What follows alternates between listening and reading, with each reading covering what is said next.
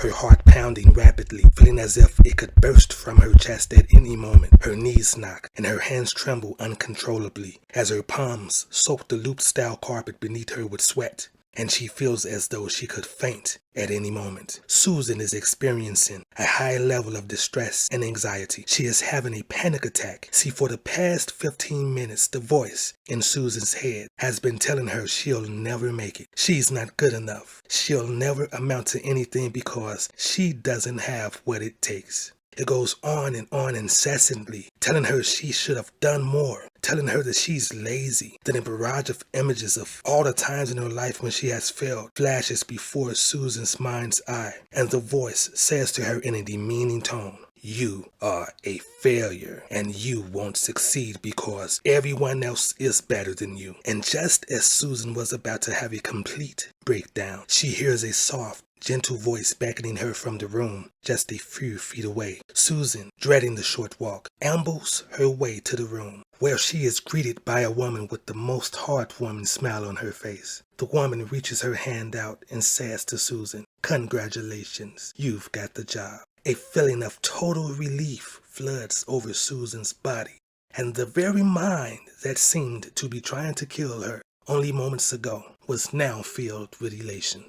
Now, waiting to hear the news of whether you've got the job or not hardly warrants the great deal of suffering that Susan experienced. But the suffering that Susan experienced is a typical result of the incessant negative thinking that is the default functioning mode of the egoic mind. In the spiritual tradition of Buddhism, this ego mind is referred to as the monkey mind, and these teachings clearly explain that this monkey mind is the root cause of a great deal of suffering.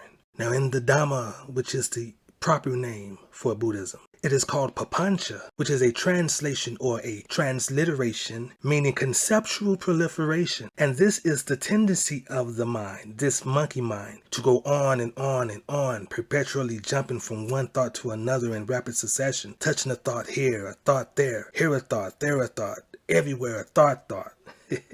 And most people rarely ever notice that this is what their mind is doing to them, because to notice that your mind is doing this requires a great deal of mindfulness, and most people just have not developed the mindfulness necessary to clearly see what their minds are doing to them. And seeing this behavior of the mind is made even more difficult by the fact that this incessant thinking is automatic, and therefore it happens at an unconscious level. And when it goes about its business, it lulls or pulls the attention and captures it in what I call a state of unintentional absorption. And so this incessant thinking, in a way, is like a parasite that turns you into a zombie that is completely unaware of what is happening. So we become a total victim to it. And oftentimes you find yourself trapped in cycles of patterns of thought that goes a little something like this. And this was Susan's thought pattern. I wonder what that look on the receptionist's face means. Oh, I remember that look from when I was in school and I didn't do well on the test. And the teacher would look at me with that same look on her face. Oh no, this must mean I didn't get the job. What am I going to do? I have bills to pay. I have children to take care of. I don't know what I'm going to do. Life is so hard. It seems like nothing ever goes right for me. Everything just goes wrong and yada, yada, yada, and blah, blah, blah.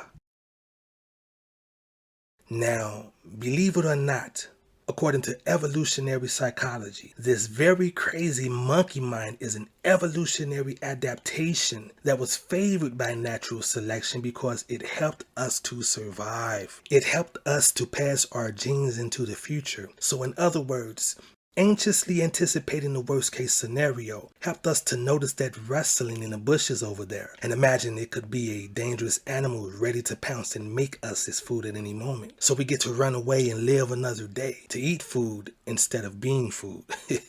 Ruminating on how badly we were treated by the group the last time our competition brought back more food than we did, and remembering how bad it made us feel helped us to be more vigilant in our hunting when we went out the next time. And that means we may have more mating opportunities with the prime selections of the group. And so because neurons that fire together wire together, Over time, our brains formed certain neural networks whose sole functions are to perpetuate those mental processes that are conducive to acquiring evolutionary fitness rewards. And so the incessantly thinking monkey mind's mental processes are associated with a set of brain regions called the default mode network. Neuroscience tells us the default mode network, or the DFN for short, functions as the part of our brains that is associated with self-referential thinking, the me, I parts of our brain.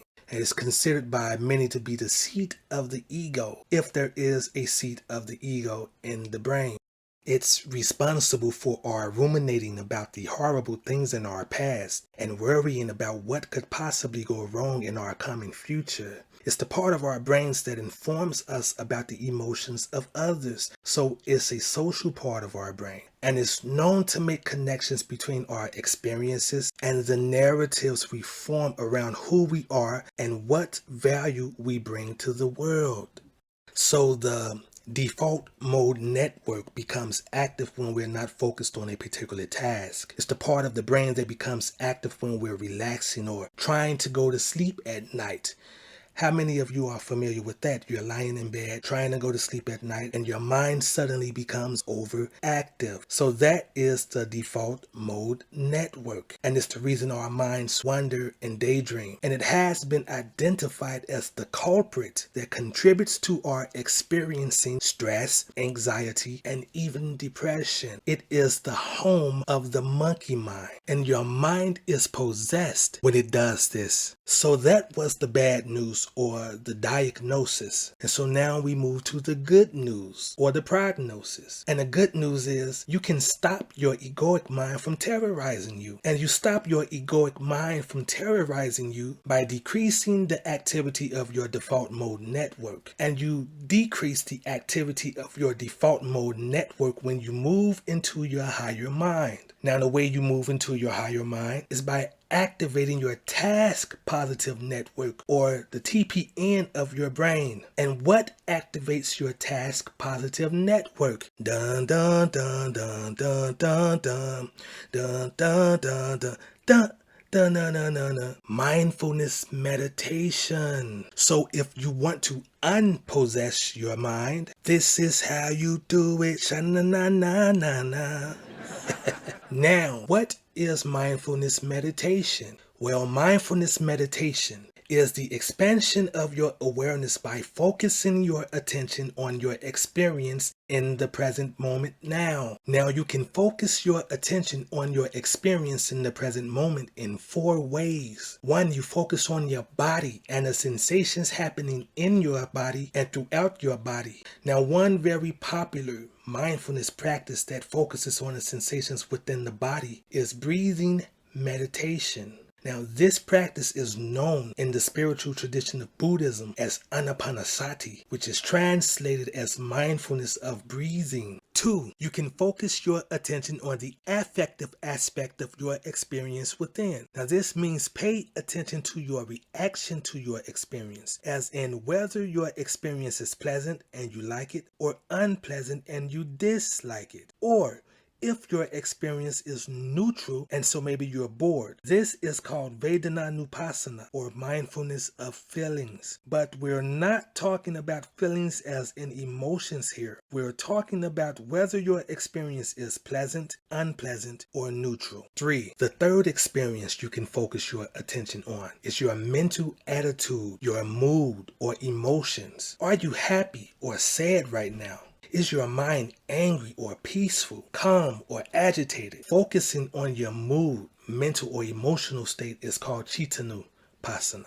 And the 4th experience you can focus your attention on is the thinking mind itself. What is the content of your mind? In other words, what thoughts are you currently thinking? Simply pay attention to your thinking. Observe it. Watch it as it takes place. You don't have to judge it. You don't have to comment on it. You don't have to do anything but simply observe the thinking happening in your mind, whether that thinking is internal dialogue or pictures, or maybe it's both. Now, maybe you're seeing visual images or hearing sounds in the form of speaking or some other sounds. But whatever thinking is taking place in your mind, you want to simply observe it. And these four are what are called the four foundations of mindfulness. And another important thing to know is that whenever your task positive network is activated, the default mode network cannot be activated. The activity of these two modes is mutually exclusive. So your default mode network becomes activated when you aren't focused on anything, and your task positive network activates when you are focused on something. The default mode network becomes activated when you are ruminating about the past or the future, and the task positive network is activated when you are focused on your current experience of what is happening in your space of now. The default mode network is activated when all that noisy chattering and incessant negative thinking is happening inside your mind. And when the task positive network is activated, all that mental noise is quieted down. It stops. And this is the benefit mindfulness provides for your mind and brain. Unhealthy physiological and psychological states such as stress, anxiety, and depression dominate your life when the egoic mind is out of control. But when you practice mindfulness meditation and you activate the task positive network, you tame the monkey mind and you move into your higher mind. So the anxiety goes away. The stress is released from your body and mind, and you no longer experience depression the same. See, we are most happy when we are paying attention to what is currently happening in our experience. And this is exactly what mindfulness does for you. It focuses your awareness and attention on what is currently happening in your experience, in your space of now. And because it does that, as a result, you become happier, more physically relaxed, and enjoy a much more peaceful mind. Your quality of life is completely transformed. So now, many of you are wondering, well, how do you practice mindfulness meditation? Now, I've basically already given you the general method when I explained the four foundations of mindfulness, but now I'm going to give you a specific way to practice mindfulness. It's very easy, and I'll teach it to you in 3 simple steps. Now I'm going to teach you how to practice mindfulness of breathing.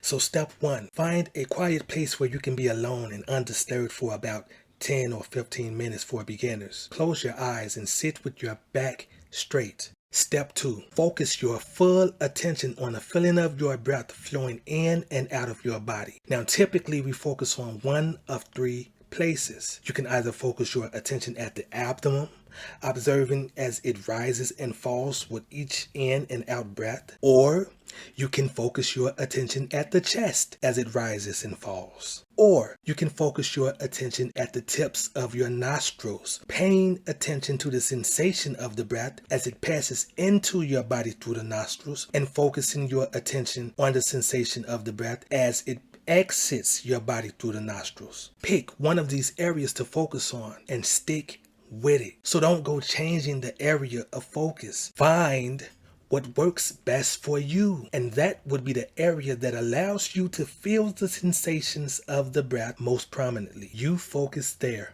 Step 3. Whenever you find that your attention has wandered away from the sensation of your breathing, you simply bring your attention back to your breath. See, when you are new to meditation, the monkey mind is going to become very active at first because it knows it is in trouble now. So it's going to become active and start thinking all kinds of silly and crazy things. Why did I wear pink socks with that outfit when I was in 7th grade? Why is the Barney song playing in my head right now? And yada, yada, yada. It's going to do all sorts of weird and crazy things to distract you. But don't judge yourself. Don't get upset at yourself. Simply acknowledge what is going on and gently bring your mind, your attention back to your breath. And you do this over and over as many times as you need to during the entirety of your meditation. And in time, your attention will stay focused on your breath, and your mind will become tranquil and calm, and your body will relax, and the chattering and incessant negative thinking will stop.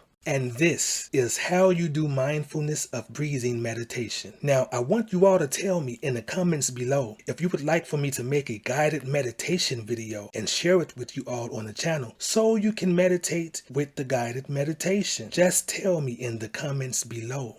And so this has been a great pleasure to share this spiritual talk with you all. And until we meet again, I leave you all with love, peace, and wisdom.